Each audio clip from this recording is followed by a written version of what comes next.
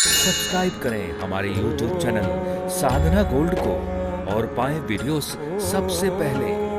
Bell icon दबाना ना भूलें। एक बहन मेरे पास आई, महाराज जी हमारी बहू भाग गई, मायके चली गई। क्यों चली गई? बोले वो रोज कहा करती थी बड़ी बड़ी होटलों में ले चल के हमें भोजन कराओ। अब हमारी इतनी हैसियत थी नहीं कि उसे बड़ी बड़ी होटलों में भोजन कराएं, और हम कहते बहन घर में खा, बेटी घर में खा, बेटी घर में खा। घर में खाती नहीं थी, और उसने अपनी माँ को कहा कि माँ ये तो हमें घुमाने नहीं ले जाते, कुल्लू मनाली बिल्कुल नहीं ले जाते, हाँ, और बड़ी होटल में खिलाते नहीं है। माँ ने फोन लगाया, चल घरे आ जा, क्या जरूरत है ससुराल में रहने की। माँ ने बुला लिया, अब तलाक के कागज भिजवा दिए।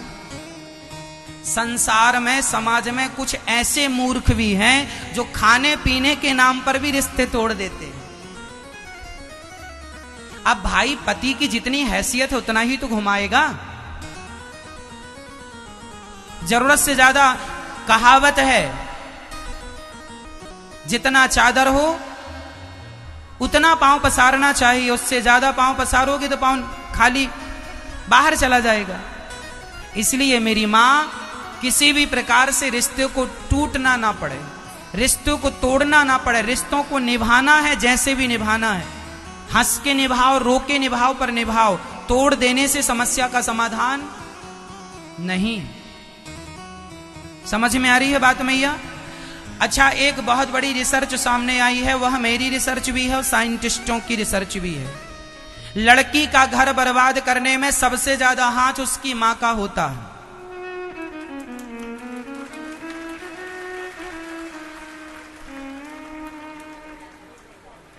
कैसे कैसे वो भी मैं आपको समझाता हूं।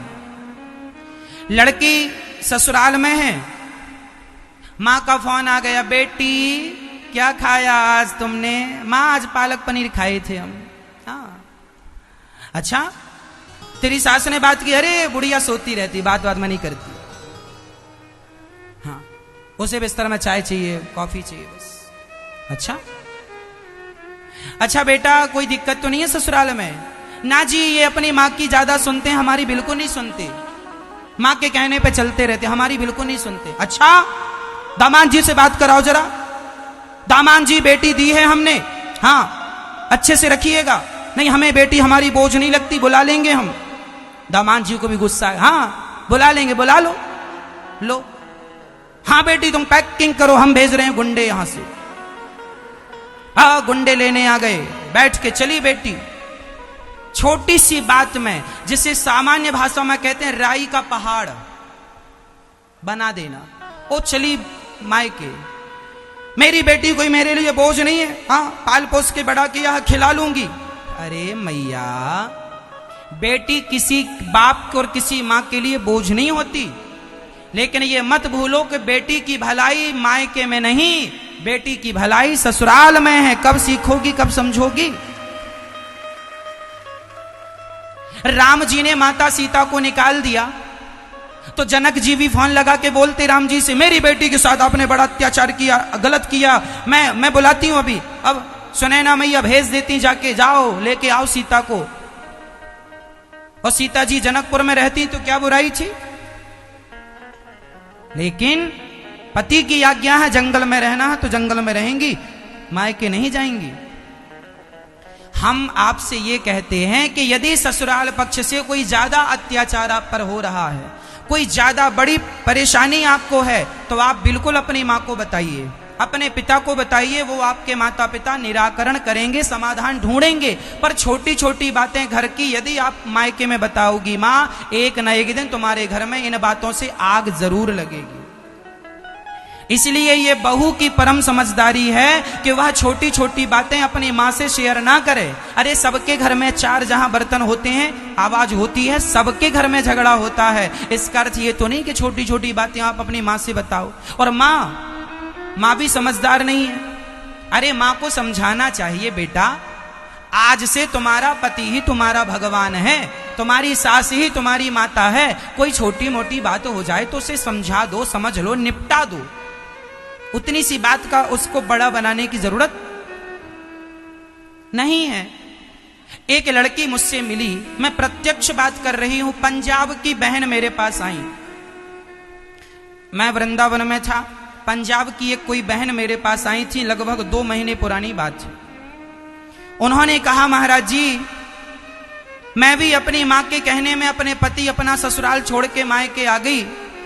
बहुत छोटी सी बात थी, नॉर्मल सी बात थी, मैंने उस बात का बहुत बड़ा इशू बना दिया, बहुत बड़ा विवाद हुआ। अंत में मेरे पति बहुत अच्छे थे, पर मेरी माँ की जिद के कारण माँ कहती गई, अच्छा लड़की जब ससुराल से मायके भाग जाती है ना, तो उससे ये लगता है मेरा पति आएगा, गिड़गिड़ाएगा, तुम्हारे बिना जी नहीं लगता, तुम्हारे बिना दिल नहीं लगता, चलो जी चलो जी चलो जी। अच्छा वो पत्नी ये चाहती है मेरा पति आए, नाक रगड़े, गिड़गिड़ाए, और लड़के वालों को लगता है कि वो नाक रगड़ती मेरे यहां आए, वो गिड़गिड़ाए, और तुम्हारी इस अकड़ के कारण रिश्ते टूट जाते। ना तो ये जाता है ना तो वो आती है। लड़की भी छोटे बाप की नहीं बनती और लड़का भी छोटे बाप का नहीं बनता। तू गई है तो तू आ, मैं लेने क्यों आऊं? एक को झुकना पड़ेगा तब रिश्ते बचेंगे। दोनों अकड़ के खड़े हो जाएंगे तो रिश्ते टूट जाएंगे। एक लड़की मेरे पास आई, महाराज जी मैं अपनी माँ की बातों में आ गई और अपने पति अपनी ससुराल छोड़कर आई, और क्या हुआ, मैं माँ के पास रहती गई, मेरे पति ने तलाक देकर दूसरा विवाह कर लिया, और मैं अपनी माँ के घमंड में रहती गई कि मेरी माँ तो है, मेरा बाप तो है, लेकिन मेरे माँ बाप जब गुजर गए तो मेरी भौजाइयाँ ताने मारती हैं कि तू अपने पति की ना हो सकी तो हमारी क्या होगी। माँ का तब तक है जब तक माँ जिंदा है, माँ के मरने के बाद तुम्हारी भौजाई लात मार के निकालेगी। ससुराल जैसा है बढ़िया है। ज्यादा माँ की अकड़ ना दिखाओ, बाप की अकड़ ना दिखाओ, समझदारी से चलो, वरना कल को रोने के लिए आंसू नहीं बचेंगे। ये समय सबके सामने आकर खड़ा होता है, समय समय पर होता है, समय समय की बात। राम जन्म का दिन बड़ा, कृष्ण जन्म की रात। जो व्यक्ति समय को ठुकराता है एक बार, समय उसे ठुकराता है बार बार। विश्वास ना हो तो आजमा के देख लेना, लेकिन बहुत महंगा पड़ेगा ये आजमाना। ससुराल जैसी है अच्छी है, मां मर जाएगी, बाप मर जाएगा, ना भाई काम आएगा ना भौजाई काम आएगी। इसलिए माँ बाप के कहने से अपना रिश्ता ना तोड़ो। जैसा भी तुम्हारा पति है वो तुम्हारा पति है, निभाओ। भाग जाना समस्या का समाधान नहीं है।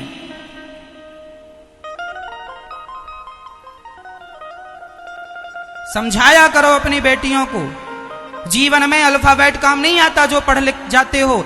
जीवन में रियल प्रैक्टिकली जिंदगी समझ में आती है। रियल कुछ और होता है। अल्फाबेट हमने जो पढ़े हैं वो धरा रह जाएगा तुम्हारा अल्फाबेट।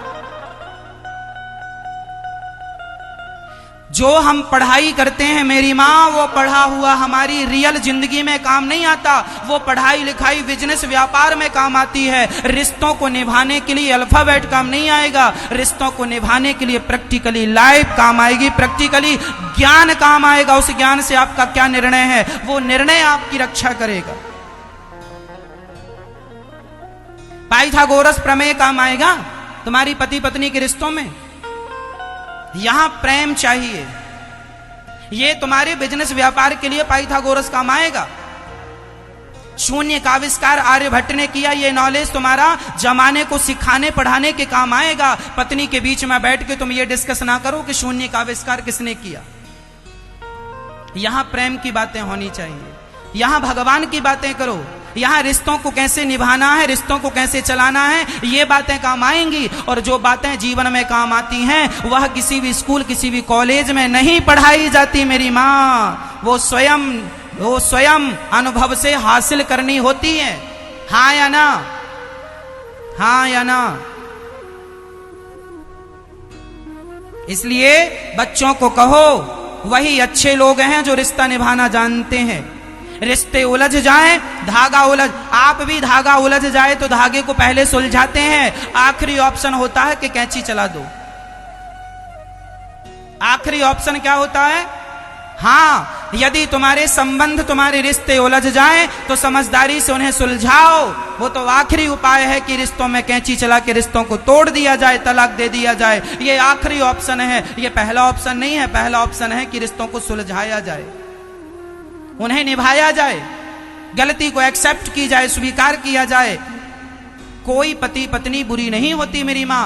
तुम्हारे बीच में जो कहते हैं शीशा गलती से टूटता है और रिश्ते गलतफहमियों से टूट जाया करते हैं। पत्नी के अंदर गलतफहमी हो गई, पति के अंदर गलतफहमी हो गई, रिश्ता टूट जाएगा। प्रार्थना फिर से करूंगा, गलतफहमियों का प्रवेश बिल्कुल ना हो आपके रिश्तों में। भगवान कृष्ण कहते हैं तो आज से आप दोनों पति पत्नी को समझदारी से रहना है। पति गालियां दे तो चुप रहो, पत्नी गालियां दे चुप रहो। एक जन चुप रह के समाप्त कर दो बात को। इन बातों में कोई सार नहीं है। झगड़ा कल हुआ था, हमारे यहां एक कहावत है कि पति पत्नी के झगड़े में जो तीसरा बोलता है वह क्या होता है। इसलिए पति पत्नी के झगड़े में बिल्कुल ना बोलिएगा। वो आज लड़ेंगे कल एक हो जाएंगे, तुम बोल के कल बुरे बन जाओगे। इसलिए समझदारी है। पति पत्नी झगड़ा, हमारे यहां कहावत कहते हैं पति पत्नी के झगड़े में तीसरा लबरा, लबरा मतलब झूठा, समझ रहे हैं। पति पत्नी के झगड़े में जो तीसरा घुस रहा है ना, ये होशियार बन के, इसकी खैर नहीं है। अभी ये कल पति पत्नी दोनों ठीक होके इसकी धुलाई करेंगे। इसलिए तीसरे को बोलने की जरूरत नहीं है। ना तुम हां कहो ना कहो, प्यार से यही समझाओ तुम दोनों साथ में रहो, बस खत्म बात। रिश्तों की बहुत जरूरत पड़ती है मेरी मां। पश्चाताप करना पड़ेगा अंत में।